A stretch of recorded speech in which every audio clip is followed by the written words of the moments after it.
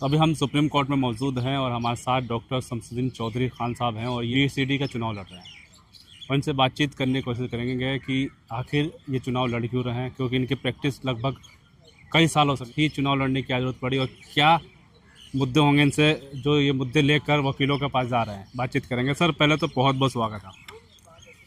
Thank you so much. मैं सबसे पहले शुक्रिया अदा करता हूं कि आप लोगों ने मुझे मौका दिया कि अपने कुछ व्यूज़ मतलब यहाँ पर मैं आप लोगों के सामने शेयर कर सकूं। जी, इतने सालों की प्रैक्टिस है आपकी, आपने क्यों सोचा कि आप चुनाव लड़ना चाहिए? मैंने यहाँ का सिस्टम देखा। जब हमने यहाँ पे LLB, LLM और PhD करने के बाद में हमने यहाँ पे शुरुआत की, तो मैंने देखा कि यहाँ एक यंग एडवोकेट को कितना स्ट्रगल करना पड़ता है। उसका कोई माई बाप नहीं होता यहाँ पे, इसमें उसको प्रोफेशन में यहाँ पे बिल्कुल अंधेरा नज़र आता है। कोई अपने साथ रखने के लिए तैयार नहीं होता।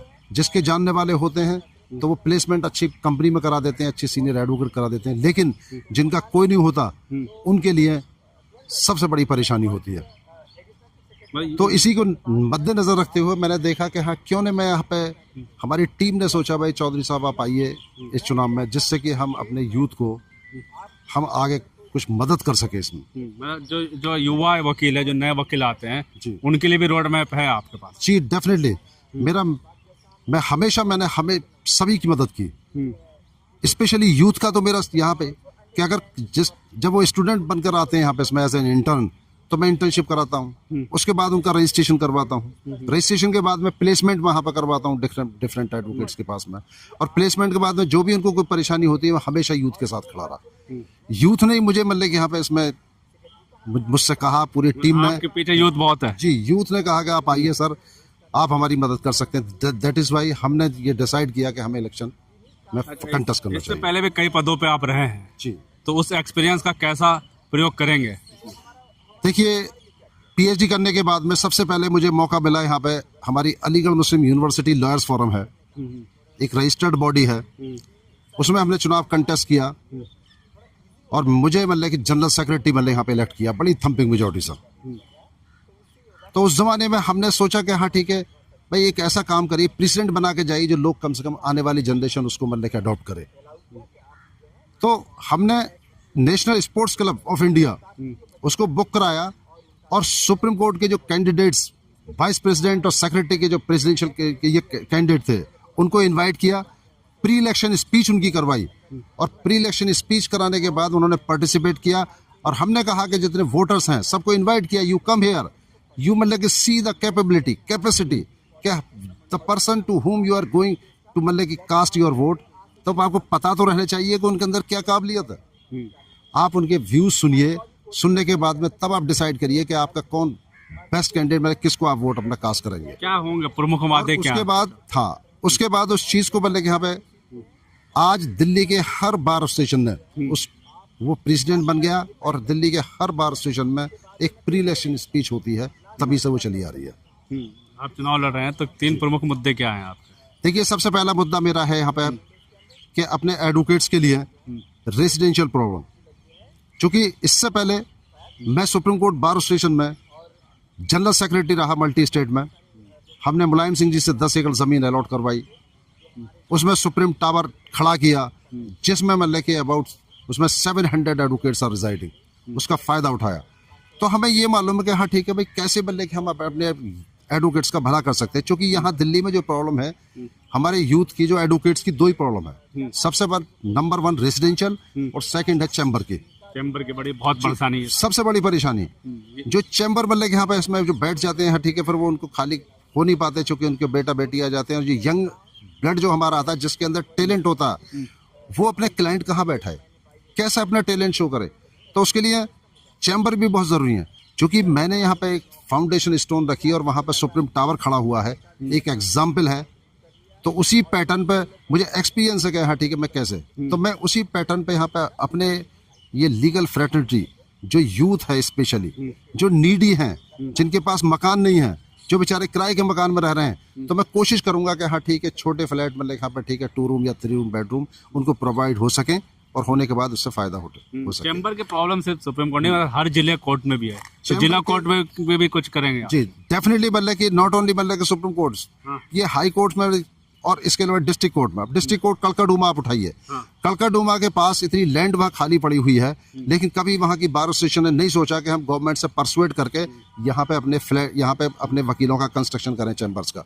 लेकिन नहीं, लेकिन मुझे ज़रूर है, अगर मुझे मौका मिला तो डेफिनेटली इस टाइप की लैंड जैसे कलकाडूमा के पास हुई, 30,000 के पास हुई, रोहिणी के पास है यहाँ पे, इसमें द्वारका में है वहाँ पर उधर, इसके अलावा मतलब यहाँ पे साकेत में, तो इस जगह डिफरेंट जगह जो है उसमें पूरा का पूरा मैं कोशिश करूंगा कि उसको अलॉट करवा के अपने वकीलों को ज़्यादा से ज़्यादा चैम्बर मिल सके। अच्छा, महिलाएं वकीलों की बात होती है, कई बात है, सुरक्षा के लोग की भी बात होती है, तो महिला वकीलों के लिए भी आपके पास रोड मैप है कोई? हाँ बिल्कुल, देखिए मेरा अपना मानना है, देखिए महिलाओं का पूरा मतलब कि योगदान रहता है। 50% पॉपुलेशन यहाँ पे हिंदुस्तान में महिलाओं की है। जब हमारे सुप्रीम कोर्ट ने यहाँ पर रिजर्वेशन कर दिया महिलाओं के लिए इस बार काउंसिल में, तो मेरा अपना मानना है कि जब भी यहाँ पे अलॉटमेंट चैम्बर्स, तो उसमें भी महिलाओं का रिजर्वेशन होना चाहिए। भाई महिलाओं के लिए कम से कम एक चैम्बर होगा, अपने क्लाइंट को वहाँ पे एंटरटेन कर सकते हैं। अगर यहाँ उन्होंने बार एसोसिएशन में रिजर्वेशन कर दिया 30%, स्टेट बार काउंसिल में रिजर्वेशन हो गया, तो भाई चैम्बर्स में भी होना चाहिए, मेरा अपना मानना है। और उस मुद्दे को मैं वहाँ पे जाकर उठाऊंगा अगर मुझे अपॉर्चुनिटी यहाँ पे मिली। सेकेंडली मतलब यहाँ पे महिलाओं के लिए सबसे बड़ी प्रॉब्लम, उनके लिए सेपरेट मतलब कि यहाँ पे कॉमन रूम भी यहाँ पे होने चाहिए हर उसमें, मतलब कि यहाँ पे कोर्ट के अंदर। उसके लिए क्रैच की प्रॉब्लम है, उनको भी मतलब देखना चाहिए यहाँ पे इसमें। तो ये सब चीज़ें हैं मुद्दे जो मुझे यहाँ पे इसमें। बहुत सारे कैंडिडेट हैं, आप कोई लोग क्यों चुने? देखिए मुझे यहाँ पे क्या है कि मैं शुरू से कहता हूँ कि ये तो आप डिसाइड करेंगे मेरा पास्ट रिकॉर्ड देखकर। चूंकि मैं इससे पहले सुप्रीम कोर्ट बार एसोसिएशन में यहाँ पे जनरल सेक्रेटरी रहा मल्टी स्टेट में, तो हाउसिंग सोसाइटी खड़ी की। उससे पहले मैं DRT बार एसोसिएशन का जनरल सेक्रेटरी रहा, तो वहाँ पे मैंने काम किया अपने यंगस्टर्स को, जो बैंकों के पैनल दिलवाने में उनकी मदद की पूरा।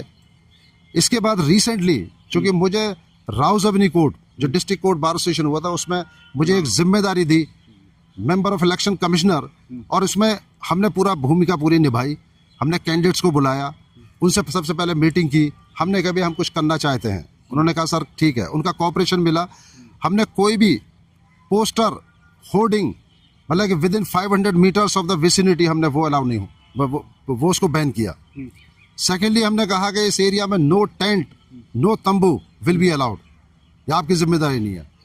थर्ड मैंने कहा ठीक है, हमने कहा कि हाँ ठीक है भाई, यहाँ पर मोबाइल बिल्कुल अलाउ नहीं होने चाहिए, क्योंकि मोबाइल सबसे बड़ी प्रॉब्लम है। लोग वहाँ पर वोट कास्ट करते हैं, फोटो खींचते हैं, कैंडिडेट्स को फिर ग्रिल करते हैं जाके, देखो मैं आपको वोट डाल के आया हूँ। तो मैंने सोचा कि हाँ ठीक है, हमने ये डिसाइड किया पूरी कमेटी ने भाई मोबाइल नहीं होना चाहिए, तो मोबाइल बंद हुआ। और हिस्ट्री में पहली बार ऐसा हुआ कि डिस्ट्रिक्ट बार एसोसिएशन में मोबाइल जब वहाँ पे बैन नहीं थे, तीनों चीज़ इंप्लीमेंट हुई, सक्सेसफुली इलेक्शन वहाँ पर हुआ। जबकि दूसरी बार एसोसिएशंस में इलेक्शन कैंसिल हो चुके थे, मतलब यहाँ पे इसमें साकेत बार का कैंसिल हो गया था, कलकाडूमा का हो गया था, लेकिन हमारा बड़ा फेयर चुनाव हुआ। जीतने वाले भी और हारने वाले कैंडिडेट सब ने अप्रिशिएट किया, सर इसमें कोई धांधली नहीं हुई है, कोई मतलब बिल्कुल फेयर चुनाव हुआ। और आज उसी चीज़ को हमारी बार काउंसिल, मैं मुबारकबाद देना चाहता हूँ, हमारी बार काउंसिल ने उस प्रेसिडेंट को अडॉप्ट किया।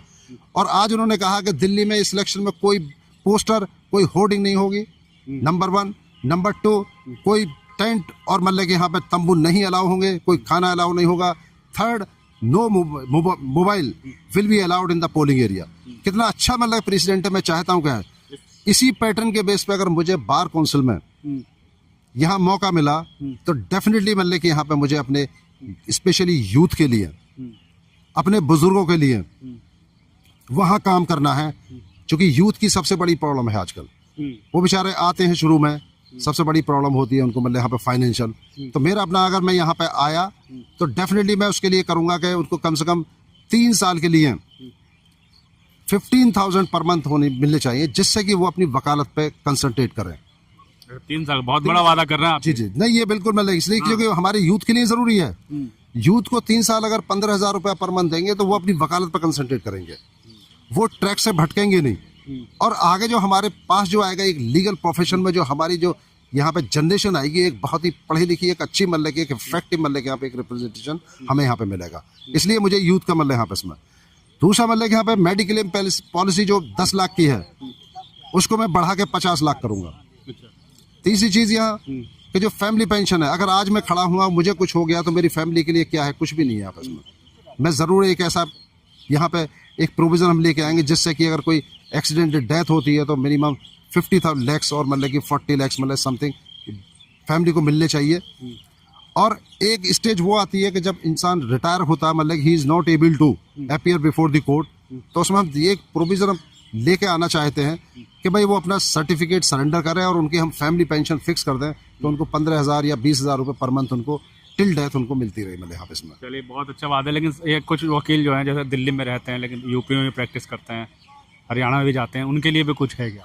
उनके लिए भी डेफिनेटली मैं करूँगा। अभी यहाँ पे बीच में क्या था, पहले मेडिकल पॉलिसी सिर्फ दिल्ली के वकीलों के लिए थी, लेकिन हमारे अपने राकेश खन्ना जी जो former president supreme court bar association, farmer additional solicitor general of India, उन्होंने बड़ी मेहनत करी है। हम लोग भी उनके साथ लगे रहे आने और आने के बाद में हम लोगों ने पटिशन फाइल किया, उसमें जाने के बाद तब अलाउ किया कि बाहर के लोगों को उन्होंने अलाउ कर दिया। तो ये फैसिलिटी पर लेकिन यहाँ पे एक डिस्क्रिमिनेशन नहीं होना चाहिए, बाहर के लोगों को भी वही मौका मिलना चाहिए जो दिल्ली के वकील हैं। ये जो चुनाव होते हैं अभी 6 साल बाद हो रहे हैं, इससे पहले 12 साल बाद हुए, तो क्या लगता है चुनाव में देरी होना सही है या चुनाव बार बार होते रहना चाहिए? देखिए मेरा ट्रैक रिकॉर्ड रहा है, जब भी मैं अलीगढ़ मुस्लिम यूनिवर्सिटी में जब मैं जनरल सेक्रेटरी यहाँ पे बना एमयू लॉयर्स फोरम का, तो 2 साल का टेन्योर होता, 2 साल से पहले ही हमने इलेक्शन कमेटी यहाँ पे अपॉइंट करवाई और उससे पहले हमने चुनाव कराया। DRT बार स्टेशन में यहाँ पे जब जनरल सेक्रेटरी बना तो उसमें टाइम ओवर हुआ, टाइम फौरन खत्म होने के बाद फौरन मतलब हमने इलेक्शन टाइम पे कराया। तीसरी बार जब सुप्रीम कोर्ट बार स्टेशन में हम आए तो हमने वहां पे इलेक्शन टाइम पे हुआ। मैं बिलीव करता हूं कि टाइम पे इलेक्शन होने चाहिए और जैसे मैंने पास्ट में किया सेम मैं चाहूंगा। आप ये करें 6 साल नहीं, पहले इलेक्शन हुआ था 12 साल बाद में, 12 साल पहले, अब हुआ 8 साल बाद में, लेकिन मैं ऐसा बिल्कुल नहीं होने दूंगा। मैं बिल्कुल टाइम से पहले 5 साल में चुनाव यहाँ पे हो जाने चाहिए, जिससे कि जो हम कर चुके हैं यहाँ पे इसमें, मान लीजिए हमें मौका मिला, हमने 5 साल में यहाँ पे काम किया, तो दूसरे लोगों को भी मौका देना चाहिए कि हो सकता है जो यंग जनरेशन आ रहा है वो हमसे ज्यादा बेटर करें हमारी लीगल फ्रेटर्निटी के लिए। तो इसमें बिल्कुल टाइम पे चुनाव यहाँ पे हम करवाएंगे। पार्किंग की भी दिक्कत होती है, तो इसके लिए भी कुछ सुझाव है? हाँ, इसके लिए डेफिनेटली मतलब कि जो आसपास का एरिया है पार्किंग मतलब वकीलों के लिए, चूँकि गाड़ियाँ ज़्यादा मतलब कि स्पेस कम है, तो उसके लिए जो नियर बाई एरिया है उसके लिए हम कोशिश करेंगे जो लैंड गवर्नमेंट से अलॉट करा सकें और अलॉट करा के मतलब कि हर डिस्ट्रिक्ट कोर्ट और मतलब कि यहाँ पे उसमें हाई कोर्ट और सुप्रीम कोर्ट के बराबर में जो पार्किंग की प्रॉब्लम दूर हो सके। ये तो चलिए सवाल हो गए, आप संदेश क्या देना चाहते हैं वोटरों को?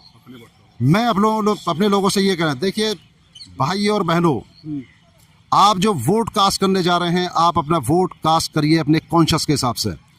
You see the character of the candidate, you see the past record of the candidate, तो उन्होंने पास्ट में क्या किया है, उसका मतलब क्या रहा, मतलब उसमें उसको पास्ट रिकॉर्ड को ध्यान में रखते हुए तब अपना वोट कास्ट करिए, क्योंकि आपका वोट इतना कीमती है कि आपका वोट डिसाइड करेगा बार काउंसिल के अंदर कौन चेयरमैन बनेगा, कौन सेक्रेटरी बनेगा, कौन मेंबर बनेगा।